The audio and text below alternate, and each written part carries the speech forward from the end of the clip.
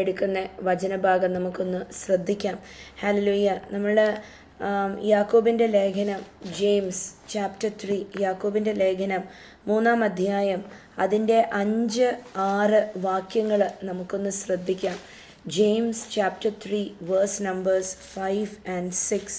വചനം ഇങ്ങനെ പറയുന്നു, In the same way the tongue is a small thing that makes grand speeches, but a tiny spark can set a great forest on fire. And the tongue is a flame of fire.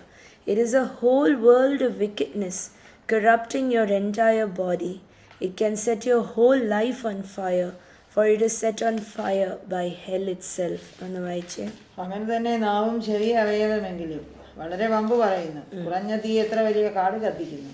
നാവും ഒരു തീ തന്നെ.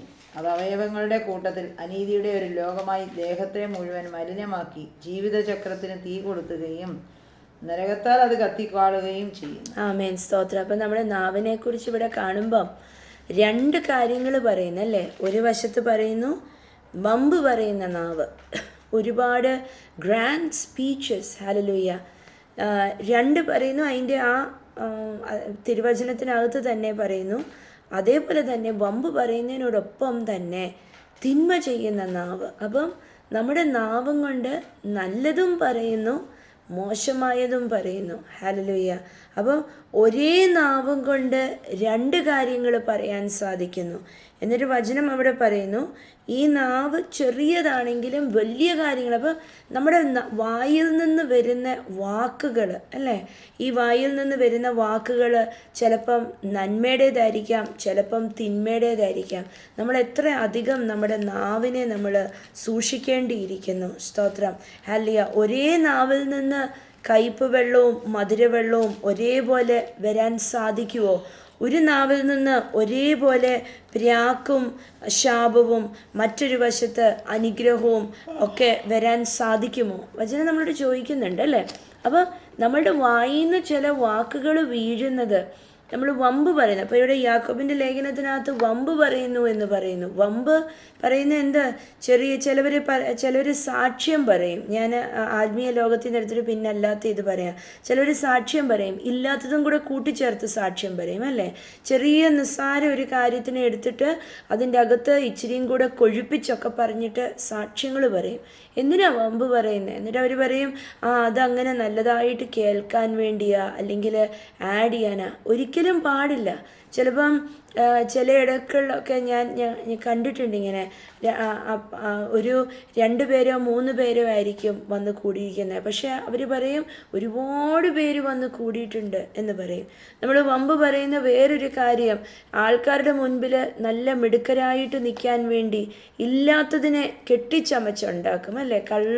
കള്ളത്തരം എന്നിട്ട് പറയും, അത് കള്ളത്തരമൊന്നും അല്ല, അവരുടെ മുമ്പിൽ രക്ഷപ്പെടാൻ വേണ്ടി പറഞ്ഞത്. അങ്ങനെ ആ ഒരു വമ്പ് എനിക്കില്ലാത്തതിനെയൊക്കെ കെട്ടിച്ചമഞ്ഞ് ഉണ്ടാക്കി. അപ്പം നമ്മുടെ നാവ് അങ്ങനെ ചെയ്യുന്നുണ്ടോ? സ്തോത്രം. എന്ന് നമ്മൾ ചിന്തിക്കുന്ന വചനഭാഗങ്ങൾ, ഹല്ലേലൂയ, നാം ക്രിസ്തുവുമായിട്ട് നീതി പുലർത്താൻ വേണ്ടി, നാം ക്രിസ്തുവുമായിട്ട് ഹല്ലേലൂയ നമ്മൾ എപ്പോഴും നമ്മൾ ഉയർച്ച പ്രാപിക്കും, നന്മ പ്രാപിക്കും എന്നൊക്കെ നമ്മൾ കേൾക്കുന്നുണ്ട്. പക്ഷേ നമ്മൾ ഉയർച്ച പ്രാപിക്കും, നന്മ പ്രാപിക്കുമെന്നുള്ള നാവിൽ കൂടെ തന്നെ നമ്മുടെ നാവിനെ നമ്മൾ നിയന്ത്രിച്ചില്ലെങ്കിൽ തിരുവചനം നമ്മളോട് പറയുന്നു അത് ജീവിതത്തിനെ മൊത്തം, യാക്കോബിൻ്റെ 3:6 തന്നെയാണ്, അത് ജീവിതത്തിനെ മൊത്തം തീ കത്തിക്കാൻ സാധ്യതയുണ്ട്. ഹല്ലേലൂയ. ചിലപ്പോൾ നമ്മൾ പറയും, ഞാൻ ചിലതൊക്കെ ആൾക്കാർ കൊഴുപ്പിച്ചും പെരുപ്പിച്ചും പറയും അല്ലേ. ഈ കൊഴുപ്പിച്ചും പെരുപ്പിച്ചും പറഞ്ഞിട്ട് എന്താ, അതൊരു വമ്പ. ഈ വമ്പ് അല്ലെങ്കിൽ എനിക്ക് കുറേ എന്തൊക്കെ ഉണ്ട്, 10 പേരോട് പറയുന്നു ഞാൻ അത് ചെയ്യുന്നു ഇത് ചെയ്യുന്നു, അല്ലെങ്കിൽ ഞങ്ങൾ അങ്ങനെ ചെയ്യുന്നു ഇങ്ങനെ ചെയ്യുന്നു, ഞങ്ങൾ 10 പേർക്ക് ഞങ്ങൾ ആഹാരം കൊടുത്തു, ഞങ്ങൾ 5 പേർക്ക് വീട് പണിത് കൊടുത്തു, ഞങ്ങൾ 15 പിള്ളേരെ പഠിപ്പിക്കുന്നു. ഇതൊക്കെ എന്താ ചെയ്യുന്നത്? വമ്പ് പറയുക. സ്തോത്രം. ബോസ്റ്റിംഗ്. ഹല്ലേലൂയ. ഈ ബോസ്റ്റിങ്ങും കൊണ്ട് എന്താ സംഭവിക്കുന്നത്? നമ്മൾ ചീർത്തോണ്ടിരിക്കുന്നതേ ഉള്ളൂ. നമ്മുടെ ആത്മാവിന് ഒരു പ്രയോജനവുമില്ല. നമ്മുടെ വായിൽ നിന്ന് വീഴുന്ന വാക്കുകളെക്കുറിച്ചാണ് ഇവിടെ പറയുന്നത്. യാക്കോബിൻ്റെ ലേഖനം 3-നകത്ത് നമ്മുടെ നാവും കൊണ്ട് പറയുന്ന കാര്യങ്ങളെക്കുറിച്ചാണ് പറയുന്നത്. അപ്പം ഇന്ന് വമ്പ് നമ്മൾ ഏതെങ്കിലും വിധത്തിൽ ജീവിതത്തിനകത്ത് നീ വചനം കേൾക്കുമ്പം എവിടെയെങ്കിലുമൊക്കെ വമ്പ് പറച്ചിലുണ്ടോ? ഇല്ലാത്തത് കെട്ടിച്ചമഞ്ഞൊക്കെ പറയുന്നുണ്ടോ? ആൾക്കാരുടെ മുമ്പിൽ കാണിക്കാൻ വേണ്ടി എന്തെങ്കിലുമൊക്കെ ആഡ് ചെയ്ത് പറയുന്നുണ്ടോ, അല്ലെങ്കിൽ ബോസ്റ്റ് ചെയ്യുന്നുണ്ടോ? ഞാൻ അത് ചെയ്തു ഇത് ചെയ്തു എന്ന് പറഞ്ഞ് നമ്മളുടെ കുറേ കഴിവുകളെയും കാര്യങ്ങളെയും ഒക്കെ പ്രദർശിപ്പിക്കുന്നുണ്ട്. അല്ലെങ്കിൽ നമ്മുടെ മക്കളെക്കുറിച്ച് ചില വീടുകളിലൊക്കെ ചെന്നാൽ മക്കളെക്കുറിച്ച് പറയുന്നത് കേട്ട് കേട്ട് ചെവിക്കകത്ത് നമ്മൾ വിരൽ വെക്കേണ്ടി വരും. എന്താ അവരിങ്ങനെ പറഞ്ഞുകൊണ്ടിരിക്കും, എൻ്റെ മോള് അത് ചെയ്തു ഇത് ചെയ്തു, എൻ്റെ മോൻ അങ്ങനെ പോയി ഇങ്ങനെ പോയി അങ്ങനെ പഠിച്ചു, ഇങ്ങനെ ഉണ്ട് ക്വാളിഫിക്കേഷൻ. അവരുടെ മക്കളെക്കുറിച്ച് തന്നെ പറഞ്ഞുകൊണ്ടിരിക്കും. നമ്മൾ വീട്ടിൽ നിന്ന് ഇറങ്ങുവോളം അവരുടെ വമ്പ് പറയും. സ്തോത്രം, ഹല്ലേലൂയ. ഒരു വമ്പ് പറഞ്ഞ ഒരുവനെ നമ്മൾക്ക് വചനത്തിൽ കാണാനുണ്ട്. ഹെസക്കിയ രാജാവിൻ്റെ അടുത്ത് ബാബിലോണിയൻ ആൾക്കാർ വന്നു, ഒഫീഷ്യൽസ് വന്നു കഴിഞ്ഞപ്പം രാജാവ് എന്ത് ചെയ്തു? എല്ലാം ഉണ്ടായിരുന്നത് സകലതും അവരെ കാണിച്ചു. അല്ലേ? രാജാവിന് എങ്ങനെയാണ് രണ്ടാം ജന്മം കൊടുത്തതുപോലെ കർത്താവ് രാജാവിനെ ജീവനോടെ നിർത്തിയതാ. വലിയ രോഗത്തിൽ നിന്നൊക്കെ വിടുവിച്ച് രക്ഷപ്പെടുത്തി നിർത്തിയെടുത്ത് രാജാവ് 39-ാം അധ്യായത്തിനകത്ത് യെശയ്യാവിൻ്റെ പ്രവചനം 39-നകത്ത് ഇവരൊക്കെ വന്നപ്പം ഇവരെ ഉള്ളതെല്ലാം കാണിച്ചു. സകലതും ശ്രീഭണ്ഡാരം തുറന്ന്, ട്രഷറി തുറന്ന് അവരെ സകലതും കാണിച്ചു. വമ്പ് പറഞ്ഞു. നാവ് എന്തുവാ? വലിയ വമ്പ് പറഞ്ഞു കാണിച്ചവരെ. ഉണ്ടായിരുന്നതും ഒക്കെ കാണിച്ചു. എന്നിട്ട് ഇവരെല്ലാം പോയി കഴിഞ്ഞപ്പം ദൈവം ഈ ഹെസക്കിയ രാജാവിനോട് ഇടപെടുക. എന്നിട്ട് പറയുക, നീ ഇങ്ങനെയൊക്കെ നീ കാണിക്കുകയും എടുക്കുകയൊക്കെ ചെയ്തില്ലേ, നീ ഇങ്ങനെയൊക്കെ പറഞ്ഞില്ലേ, നീ ഇങ്ങനെയൊക്കെ ചെയ്തത് കാരണം നിൻ്റെ രാജ്യത്തിനകത്തുള്ള സകലതും ഞാൻ ശത്രുവിൻ്റെ കയ്യിൽ, അല്ലെങ്കിൽ ഞാൻ എതിരാളിയുടെ കയ്യിൽ കൊടുക്കും എന്ന് പറഞ്ഞ് ദൈവം പറയുന്ന ഒരു കാര്യമുണ്ട്. സ്തോത്രം. ഇന്ന് നമ്മുടെ നാവിനെ നമ്മൾ വമ്പ് പറയാൻ ഉപയോഗിക്കുന്നുണ്ടോ? നമ്മുടെ നാവിനെ ദൈവരാജ്യത്തിന് എതിരായ ഒരു കാര്യം തന്നെയാണ്, കർത്താവിന് ഇഷ്ടമില്ലാത്ത കാര്യം തന്നെയാണ് വമ്പ് പറച്ചിൽ. അപ്പം ചിലവർ പറയും, ഉണ്ടായിട്ടല്ലേ പറയുന്നത്, പിന്നെന്താ പറഞ്ഞൂടെ? അല്ല, അങ്ങനെയല്ല. കർത്താവിന് തിരുവചനം പറയുന്നു, പ്രൈഡ് അല്ലെങ്കിൽ ഭയങ്കര ഇങ്ങനെ എന്താ പ്രൈഡ് എന്ന് പറഞ്ഞാൽ എന്താ, ഭയങ്കര അഹങ്കാരം, അല്ലെങ്കിൽ അത് നെകളിച്ച്, അതെ, അങ്ങനെ അതിൽ നിന്നുണ്ടാവുന്നതാണ് ഈ വമ്പ് പറച്ചിൽ. സ്തോത്രം. ഞാൻ എന്തൊക്കെ നേടി, എൻ്റെ കയ്യിൽ എന്തൊക്കെയുണ്ട് എന്നുള്ള ഒരു ചിന്തയിൽ നിന്ന് വരുന്നതാണ് വമ്പ് പറച്ചിൽ. സ്തോത്രം, ഹല്ലേലൂയ. ഞാനൊക്കെ എൻ്റെ കുഞ്ഞിലെ എൻ്റെ വീട്ടിൽ എൻ്റെ അമ്മൂമ്മയൊക്കെ പറഞ്ഞ് ഞാൻ കേട്ടിട്ടുണ്ട്. എപ്പോഴും ഇങ്ങനെ കുറേ പഴഞ്ചൊല്ലുണ്ട്. ഇങ്ങനെ പറയുന്നത്, കാടിക്കഞ്ഞിയാണെങ്കിലും മൂടി കുടിക്കണം. ഹല്ലേലൂയ. എന്താണെങ്കിലും നമ്മൾ അതിനെ ഒന്നും പുറത്ത് 10 പേരോട് പ്രദർശിപ്പിക്കാതെ നമ്മുടെ കാര്യങ്ങൾ നമ്മൾ കർത്താവിനോട് നീതി പുലർത്തി നമ്മൾ ചെയ്യണം. എന്താണെന്ന് വെച്ചാൽ നമുക്ക് തന്നിരിക്കുന്ന നന്മകളൊക്കെ കർത്താവിൻ്റെ കയ്യിൽ നിന്ന് 10 പേരോട് വിളിച്ചു പറഞ്ഞ് എനിക്കിതൊക്കെ ഉണ്ട്, അല്ലെങ്കിൽ ഞങ്ങൾ ഇങ്ങനെയാ എന്നൊന്നും കാണിക്കാനുള്ളതല്ല. ഇന്ന് നാവിൽ നിന്ന് വമ്പിൻ്റെ വാക്കുകൾ എവിടെയെങ്കിലും വരുന്നുണ്ടെങ്കിൽ ഇന്ന് കർത്താവിനോട്, ഇന്ന് പരിശുദ്ധാത്മാവിനോട് പറയണം, പരിശുദ്ധാത്മാവേ, എൻ്റെ വായിൽ നിന്ന് അങ്ങനത്തെ വാക്കുകൾ വീഴാതെ, നെഗളം എൻ്റെ ഹൃദയത്തിനകത്തിടാതെ എന്നെ സൂക്ഷിക്കണമെന്ന്.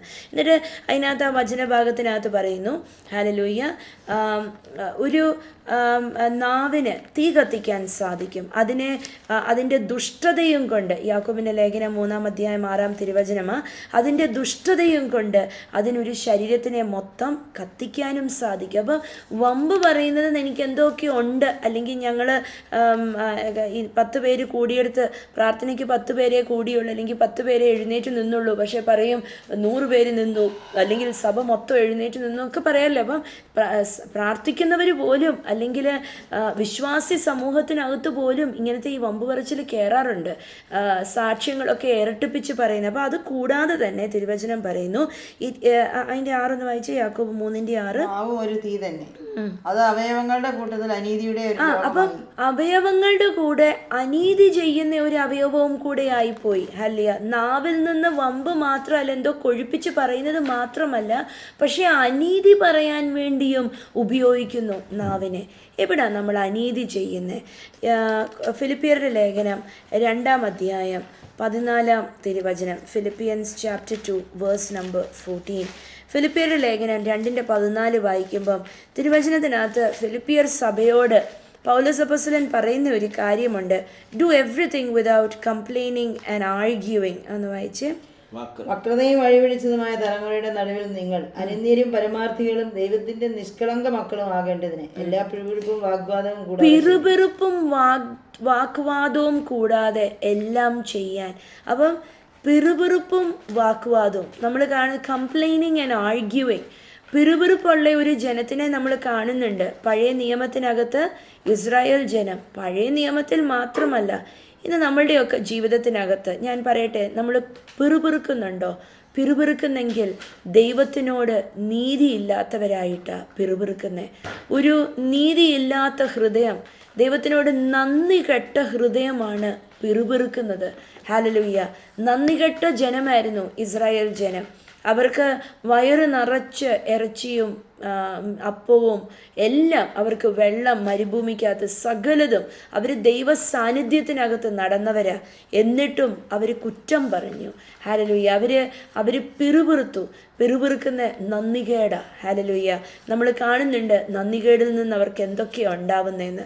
ഇന്ന് ദൈവജനമേ, എവിടെയെങ്കിലുമൊക്കെ ദിനം തോറും ജീവിതത്തിനകത്ത് പിറുപിറുക്കുന്നുണ്ടോ? പറയുന്നുണ്ടോ ഞാൻ എന്തിനാ ഇതൊക്കെ ചെയ്യാൻ ഇറങ്ങിയത്? പറയുന്നുണ്ടോ ഞാൻ അങ്ങോട്ടും ഇങ്ങോട്ടും നോക്കിയിട്ട് കുറ്റം പറയുന്നുണ്ടോ? നിങ്ങളല്ലേ ചെയ്തത്, ഞാനല്ലല്ലോ ചെയ്തത്, എനിക്കറിയത്തില്ല. അല്ലെങ്കിൽ പിറുപിറുക്കുന്നുണ്ടോ? എന്നാലും ഇങ്ങനെ ആയല്ലോ അവസ്ഥകളൊക്കെ, അങ്ങനത്തെ വാക്കുകൾ പറയുന്നുണ്ടോ? ഞാൻ പറയട്ടെ, കുറ്റം പറയുക. ഒന്ന് തിരിഞ്ഞു നോക്കിയാൽ കർത്താവിൻ്റെ സന്നിധിയിൽ പോലും കുറ്റം പറയുന്നത് കാണും അല്ലേ? കർത്താവിനോട് ചോദിക്കുക, അതെന്താ കർത്താവ് ഇങ്ങനെയൊക്കെ എന്ന് പറയും അല്ലേ? കുറ്റം പറയും. യേശു കർത്താവ് പറഞ്ഞു 10 കുഷ്ഠരോഗികളെ സൗഖ്യമാക്കി, ഒരുവൻ തിരിച്ചു വന്നു. അവനോട് പറഞ്ഞു ബാക്കി 9 പേര് എന്ത് ചെയ്യും? നീ മാത്രമേ വന്നുള്ളൂ നന്ദി പറയാൻ. അപ്പം നന്ദിയുള്ള ഹൃദയം എപ്പോഴും നന്ദിയും സ്തോത്രവും പറയും. കർത്താവ് ചെയ്ത് നമ്മുടെ ജീവിതത്തിനകത്തൊക്കെ ചിലപ്പം ഭയങ്കര ബുദ്ധിമുട്ടുള്ള സമയത്തിലായിരിക്കും നമ്മളിപ്പം നിൽക്കുന്നത്. പക്ഷേ തിരിഞ്ഞൊന്ന് നോക്കിയാൽ കുറ്റം പറയാൻ വകയുണ്ടോ? നമ്മുടെ ജീവിതം നോക്കിയാൽ ഓരോ സ്റ്റെപ്പ് മുന്നോട്ടല്ലേ കയറിയിട്ടുള്ളൂ, പുറമോട്ട് പോയിട്ടില്ലല്ലോ. ഹല്ലേലൂയ. ഓരോ സ്റ്റെപ്പ് അടിക്കടിക്ക് മുന്നോട്ട് കയറുമ്പോൾ തിരിഞ്ഞു നോക്കിയിട്ട് കുറ്റം പറയാൻ വകയുണ്ടോ? ഹല്ലേലൂയ. പല കാര്യങ്ങളും പ്രതീക്ഷിക്കാത്ത കാര്യങ്ങൾ നടന്ന് കിട്ടിയിട്ടില്ലേ? ഹല്ലേലൂയ. കുറ്റം പറയുന്നത് തിരുവചനം ഇവിടെ പറയുന്നു, ഈ ലോകത്ത് നശിച്ചു പോകുന്ന ജനത്തിൻ്റെ ഇടയിൽ നമ്മളെ ദൈവം അടയാളമായി നിർത്തിയിരിക്കുക. ഫിലിപ്പിയർ 2 ക്രിസ്തുവിന് വേണ്ടി പ്രകാശിക്കുന്ന ഒരു കൂട്ടരെക്കുറിച്ച് ഫിലിപ്പിയരുടെ ലേഖനത്തിനകത്ത് അപ്പോസ്തലൻ എഴുതി വെച്ചിരിക്കുന്നത്. അതിൻ്റെ 12 തൊട്ട് അവിടെ പറയുന്നത്, ഇങ്ങനെ നശിച്ചു പോകുന്ന സമൂഹത്തിൻ്റെ ഇടയിൽ, ഇരുട്ട് പിടിച്ച സമൂഹത്തിൻ്റെ ഇടയിൽ നമ്മൾ എന്ത് ചെയ്യണം? കംപ്ലെയിൻ ചെയ്യൽ, ആർഗ്യൂ ചെയ്യൽ, വാഗ്വാദം. അപ്പം കംപ്ലെയിനിങ്, നാവിനോട് പറയണം. ഇന്ന് ഈ വചനങ്ങൾ കേൾക്കുമ്പോൾ അല്ലേ, കർത്താവിനോട് ഒന്നും കൂടെ പറ്റിച്ചേർന്നിട്ട് കർത്താവിനോട് പറയാം, കർത്താവെ ഞാൻ നിൽക്കുന്നിടത്ത് ഞാൻ കുറ്റം പറഞ്ഞോ? ഞാൻ എൻ്റെ കുടുംബത്തിനെ നോക്കി കുറ്റം പറഞ്ഞോ? എൻ്റെ ജോലിയെ നോക്കി കുറ്റം പറഞ്ഞോ? എൻ്റെ പഠിത്തത്തിനെ നോക്കി ഞാൻ കുറ്റം പറഞ്ഞോ? എന്നെ നോക്കി ഞാൻ കുറ്റം പറഞ്ഞോ? ചിലവർ സ്വന്തമായിട്ട് ശരീരഭാഗങ്ങളെയൊക്കെ നോക്കിയിട്ട് പറയും, എനിക്ക് ഈ മൂക്കൊന്നും ഇഷ്ടമില്ല, കൊള്ളത്തില്ല, ഈ കണ്ണ് ഇങ്ങനത്തെ കണ്ണ് എനിക്ക് ഇഷ്ടമില്ല, എൻ്റെ മുടിയോ എനിക്ക് കാശിന് കൊള്ളാത്ത മുടി, എനിക്ക് ആരുടെ മുമ്പിൽ ഇറങ്ങാൻ ഇഷ്ടമില്ല, ഇങ്ങനെയൊക്കെ പറയത്തില്ലേ? ഉണ്ടാക്കിയ കർത്താവിനെ, മെനഞ്ഞവനെ കുറ്റം പറയുക. ഹല്ലേലൂയ. ഒരു കംപ്ലെയിൻ ചെയ്തുകൊണ്ടിരിക്കുക, എനിക്കിഷ്ടമല്ല, കൊള്ളത്തില്ല. അല്ലെങ്കിൽ ജീവിതത്തിനെ നോക്കിയിട്ട് പറയുന്നുണ്ടോ, ഇങ്ങനെയായല്ലോ ഇതെല്ലാം പറയുന്നുണ്ടോ? കർത്താവ് കഴിഞ്ഞ നാൾ വരെ നടത്തിയത് മറന്നുപോയിട്ടാ. ഹല്ലേലൂയ. ഇന്ന് പറഞ്ഞേ, ഞാൻ മറക്കത്തില്ല. ഹല്ലേലൂയ. ഞാൻ ഇന്ന് സ്തോത്രം പറയുമെന്ന് പറഞ്ഞേ. ജീവിതത്തിനകത്ത് നോക്കിയാൽ സ്തോത്രമല്ലേ പറയാനുള്ളൂ. ഹല്ലേലൂയ. അടിക്കല്ലേ കർത്താവ് ഉയർത്തിക്കൊണ്ടിരിക്കുന്നത്. സ്തോത്രം. എന്നിട്ട് അവിടെ പറയുന്നു, അടുത്തൊരു വാക്യം പറയുന്നു, വാഗ്വാദം, ആർഗ്യൂവിങ്. ഹല്ലേലൂയ. ഏറ്റവും ദൈവരാജ്യത്തിന് വിരോധമായ ഒരു കാര്യമാണ് ആർഗ്യുമെൻറ്റ്. നമ്മൾ കാണുന്നുണ്ട് ശിഷ്യന്മാർ തമ്മിൽ ആർഗ്യൂ ചെയ്തല്ലേ, ആരാണ് വലുത് എന്ന് പറഞ്ഞ് അവർ ആർഗ്യൂ ചെയ്തു. അവർ ആർഗ്യൂ ചെയ്തപ്പം യേശു കർത്താവ് പറയുന്ന ഒരു കാര്യമുണ്ട്. ഹല്ലേലൂയ. ഇങ്ങനെയൊന്നും ആർഗ്യൂ ചെയ്യുന്നവരൊന്നും അല്ല ദൈവരാജ്യത്തിനകത്ത് കയറുന്നത്. ആരാണ് ദൈവരാജ്യത്തിനകത്ത് കയറുന്നത്? കുഞ്ഞുങ്ങളെപ്പോലെ ആകുന്നവരാണ് ദൈവരാജ്യത്തിനകത്ത് കയറുന്നത്. ഹല്ലേലൂയ. നിഷ്കളങ്കരായിട്ടുള്ളവർ. ഈ ഒരു കുഞ്ഞിനെ എടുത്ത് കാണിച്ചിട്ട് കർത്താവ് പറഞ്ഞു, ഈ കുഞ്ഞിനെ പോലെ നിങ്ങളായി കഴിഞ്ഞാൽ കഴിഞ്ഞാൽ നിങ്ങൾ ദൈവരാജ്യത്തിനകത്ത് കയറും. അപ്പം അവർ ആർഗ്യൂ ചെയ്തപ്പോൾ അവരവിടെ പല കാര്യങ്ങൾ പറഞ്ഞു. ഞാനാ വലുത്, നീ അല്ല, ഞാൻ കയറും സ്വർഗത്തിൽ, നീ കയറത്തില്ല എന്നൊക്കെ പറഞ്ഞ് അവർ തമ്മിൽ ആർഗ്യുമെൻ്റ് നടത്തിയപ്പം യേശു പറഞ്ഞു, അവിടെ നിൽക്കട്ടെ, ഇങ്ങനൊന്നുമല്ല. ഒരു കുഞ്ഞിനെ പോലെ നിഷ്കളങ്കനാവുന്നവന് അല്ലാത്തവൻ ആർക്കും ദൈവരാജ്യത്തിനകത്ത് കയറാൻ പറ്റത്തില്ല. ഹല്ലേലൂയ. ഇന്ന് നെഞ്ചത്ത് കൈവച്ചിട്ട് പറഞ്ഞേ, കർത്താവെ, ഞാൻ കുറ്റം പറഞ്ഞെങ്കിലും, ഹല്ലേലൂയ, ഞാൻ പിറുപിറുത്തെങ്കിലും ഇന്നെന്നോട് ക്ഷമിക്കണം, നാവിനെ നിയന്ത്രിക്കണം.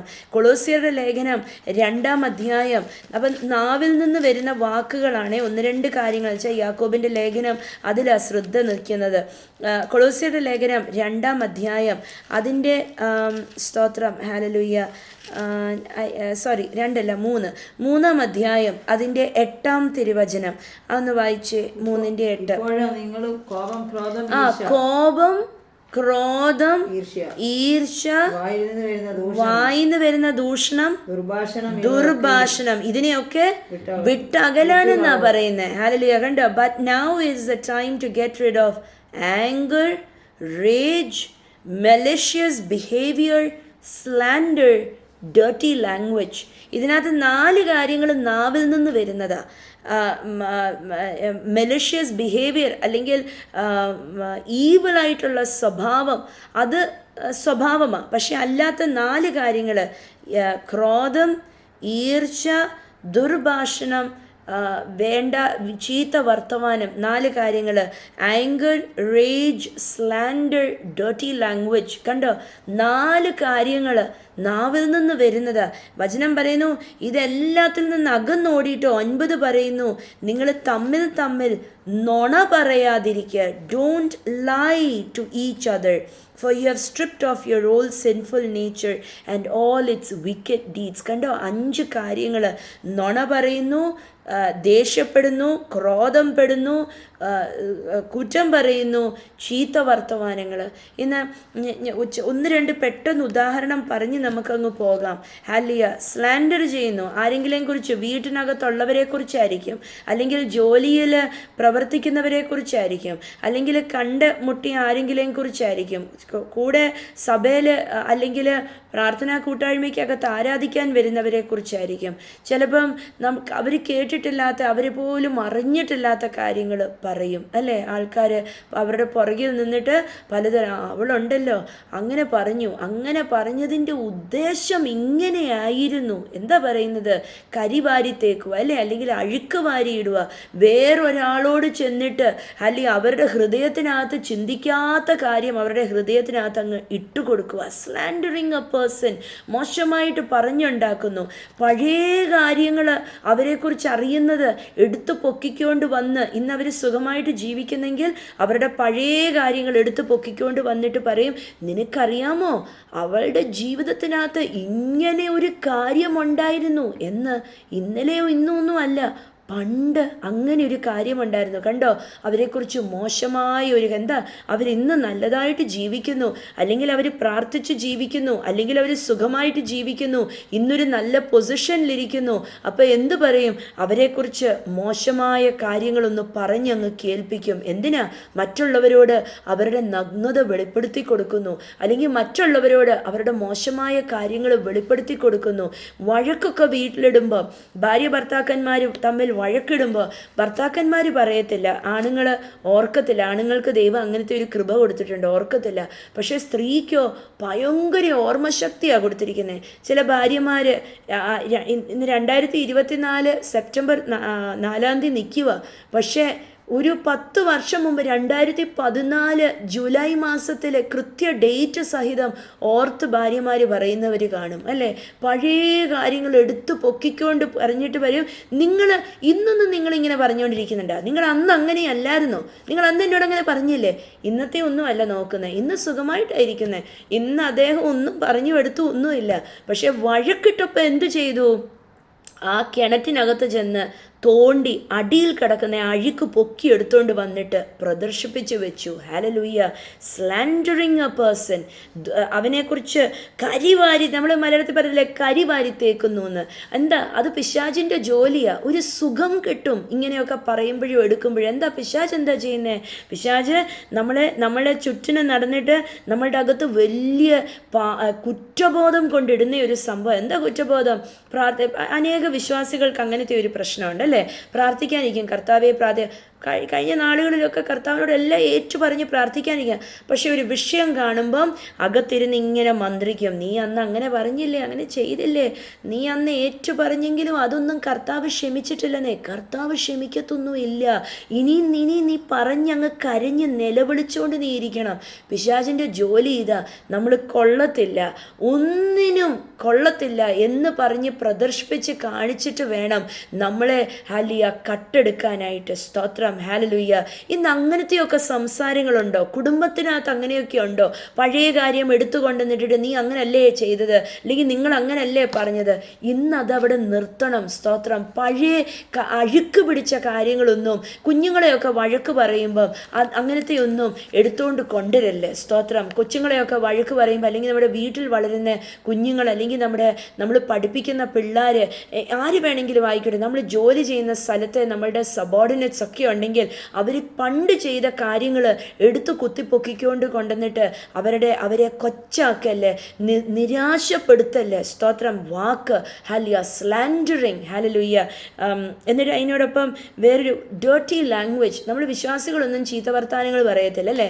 പക്ഷേ മനസ്സിനകത്ത് ചിന്ത പൊങ്ങി വരും. ഒരു കാർ ഓവർടേക്ക് ചെയ്യുമ്പം വേണ്ടാത്ത ഒരു മോശവാക്ക് പറയാൻ, അല്ലെങ്കിൽ അതിനോടൊപ്പം ചേർന്ന് നിൽക്കുന്നത് ആങ്കർ, റേജ്, ക്രോധം, ദേഷ്യം. ഇതിനോടൊപ്പം വരുന്നതാ പ്രാക്ക്. ഹല്ലേലൂയ.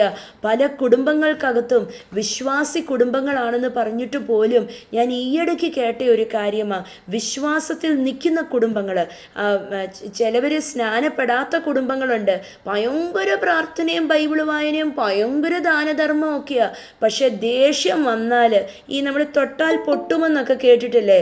ദേഷ്യം വന്നാൽ തമ്മിൽ വർത്തമാനം പറഞ്ഞാൽ ഇറിറ്റേറ്റഡ് ആകുമ്പോൾ വായിന്ന് വീഴുന്നത് നല്ല ഒന്നാന്തരം പ്രാക്കുകൾ വീഴും. ഹല്ലേലൂയ. പ്രാകുന്ന കുടുംബങ്ങൾക്കകത്ത് എന്താ സംഭവിക്കുന്നതെന്നറിയോ? സ്വന്തമായിട്ട് കുഴിമാടം പൊക്കിക്കൊണ്ടിരിക്കുക.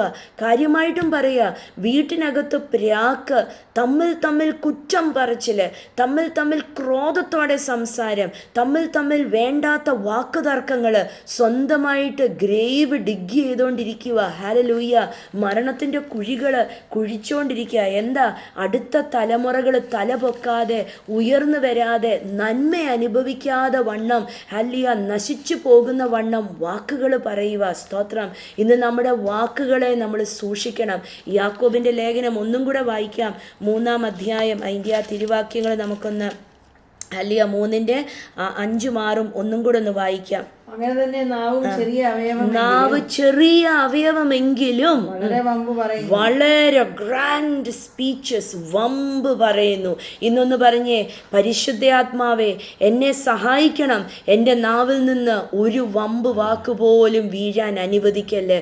എന്നെ എന്തൊക്കെയാണെന്നോ, എൻ്റെ കുടുംബം എന്തൊക്കെയാണെന്നോ മറ്റുള്ളവർ കാണുമ്പം കണ്ണും മിഴിച്ച് ഇവരിത്ര പണക്കാരോ, ഇവരിത്ര വലിയവരോ എന്നൊന്നും പറയാൻ ഇടയാകല്ലേ കർത്താവേ. എൻ്റെ സഭയെ നോക്കിയിട്ട് ആൾക്കാരെ ഞാൻ ഇല്ലാത്തതൊക്കെ പെരുപ്പിച്ച്, അല്ലെങ്കിൽ എൻ്റെ സാക്ഷ്യങ്ങൾ ഇല്ലാത്തതൊക്കെ പെരുപ്പിച്ച് പറഞ്ഞിട്ട് ആൾക്കാർ നോക്കിയിട്ട് ആണോ എന്ന് പറയാൻ ഇടയാവല്ലേ. സത്യത്തിനും നേരിനും മാത്രം നിൽക്കാൻ എന്നെ സഹായിക്കണമേ എന്നൊന്ന് പ്രാർത്ഥിച്ചേ. അതിൻ്റെ അടുത്ത വാക്യം ഒന്ന് വായിച്ചേ. ഒരു തീ തന്നെ, അത് അവയവങ്ങളുടെ കൂട്ടത്തിൽ അനീതിയുടെ ഒരു ലോകം, വിക്കറ്റ്നെസ് എന്നൊന്ന് പ്രാർത്ഥിച്ചേ. പരിശുദ്ധാത്മാവേ, എൻ്റെ നാവിൽ നിന്ന് ഒരു അനീതിയും വീഴാൻ ഇടയാവില്ല. കുറ്റം പറച്ചില്, പിറുപിറുപ്പ്, തമ്മിൽ വാക്കുവാദം, പ്രാക്ക്, ദൂഷണം പറച്ചില്, വേണ്ടാത്ത ചീത്ത വർത്തമാനം പറച്ചില്, ഹല്ലിയ, ഇതൊക്കെ എന്താ സംഭവിക്കുന്നത്? ഇങ്ങനെയൊക്കെ വമ്പും കുറ്റവും ഒക്കെ പറയുന്നിടത്ത് കുറേ കഴിയുമ്പം ആൾക്കാരൊക്കെ സത്യം തിരിച്ചറിയും. സത്യം തിരിച്ചറിയുമ്പം എന്ത് പറ്റും? നമ്മളുടെ നാവ് തന്നെ നമ്മളുടെ വീഴ്ചയ്ക്ക് കാരണമായി തീരും. നമ്മളുടെ നാവ് തന്നെ നമ്മളുടെ അനുഗ്രഹത്തിന് തടസ്സമായി തീരും. സ്തോത്രം. നമ്മളുടെ നാവ് തന്നെ മറ്റുള്ളവരുടെ മുമ്പിൽ, നാവിൻ്റെ ഫലം അല്ലേ, മറ്റുള്ളവരെ കാണുമ്പോൾ അയ്യോ ഇങ്ങനൊന്നും അല്ലായിരുന്നല്ലോ, ഇവരിങ്ങനത്തെ ആൾക്കാരാണല്ലോ എന്ന് പറയാൻ ഇടയാകും. എന്നിട്ട് എന്തു സംഭവിക്കുമെന്നറിയോ? യേശുവിൻ്റെ സാക്ഷ്യം നഷ്ടപ്പെട്ടു പോവും. എന്ന് പറഞ്ഞാൽ നമ്മളെ നോക്കിയിട്ട് ആൾക്കാർ പറയും, അയ്യോ ഇവരാണോ യേശുവിൻ്റെ ആൾക്കാരെന്ന് പറഞ്ഞ് നടക്കുന്നേ, ഇവരാണോ ക്രിസ്ത്യാനികൾ എന്ന് പറയും. ഹല്ലേലൂയ. പിന്നെ ആൾക്കാർ വിശ്വാസത്തിൽ പോലും വരാതെ ഇരിക്കും. സ്തോത്രം. ഇന്നൊന്ന് പ്രാർത്ഥിച്ചേ, കർത്താവേ എൻ്റെ വായിന്ന് വീഴുന്ന വാക്കുകൾ മറ്റുള്ളവരെ പണിയുന്നതായിരിക്കട്ടെ. എൻ്റെ വായിന്ന് വീഴുന്ന വാക്കുകൾ സത്യമുള്ളതായിരിക്കട്ടെ. എൻ്റെ വായിന്ന് വീഴുന്ന വാക്കുകൾ അനുഗ്രഹത്തിൻ്റെ വാക്കുകളായിരിക്കട്ടെ. സ്തോത്രം. ഹാലിയ. മറ്റൊരാളെ പ്രാകുകയും, ചിലവരൊക്കെ വായും കൊണ്ടൊക്കെ ചില വാക്കുകൾ മറ്റുള്ളവരെ പറയും അല്ലേ. ഒരു നിസ്സാര, ഒരു ചെറിയ, ആർക്കും ദോഷം ചെയ്യാത്തൊരു വാക്കാ. ചിലവർ കുഞ്ഞുങ്ങളെ വിളിക്കും, ഇങ്ങനെ ഒരു കഴുതയാണോ നീ എന്നൊക്കെ പറയും അല്ലേ. അതൊക്കെ ചിലവർ ഗ്രേഡ് കൂടിയതൊക്കെ പറയും, നോക്കിയിട്ട് മുഖത്ത് നോക്കിയിട്ട് വേറെ ഓരോന്നൊക്കെ പറയും. അങ്ങനത്തെയൊക്കെ വാക്കുകൾ തമാശനാ പറയുന്നെങ്കിൽ പോലും അങ്ങനെയൊന്നും പറയല്ലേ. ഇന്ന് പരിശുദ്ധാത്മാവിനോട് പ്രാർത്ഥിച്ചേ, പരിശുദ്ധാത്മാവേ എന്നെ സഹായിക്കണം. എൻ്റെ വായിന്ന് വീഴുന്ന വാക്കുകൾ മറ്റുള്ളവരെ പണിയുന്നതും അനുഗ്രഹിക്കുന്നതും ആയിത്തീരട്ടെ. എൻ്റെ വായിന്ന് അറിയാതെ പോലും ഒരു വമ്പോ പ്രാക്കോ കുറ്റമോ പിറുപിറുപ്പോ ചീത്ത വാക്കോ പ്രാക്കോ ഒന്നും വീഴാൻ ഇടയാകല്ലേ. ഹല്ലിയ. ഈ നാവിൽ നിന്ന് ദൈവരാജ്യം പണിയുന്നതും മറ്റുള്ളവരെ പണിയുന്നതും കർത്താവിനെ അനുഗ്രഹിക്കുന്നതും സ്തോത്രവും സ്തുതിയും ഉള്ള വാക്കുകളായി തീരട്ടെ എന്ന് പ്രാർത്ഥിക്കാം.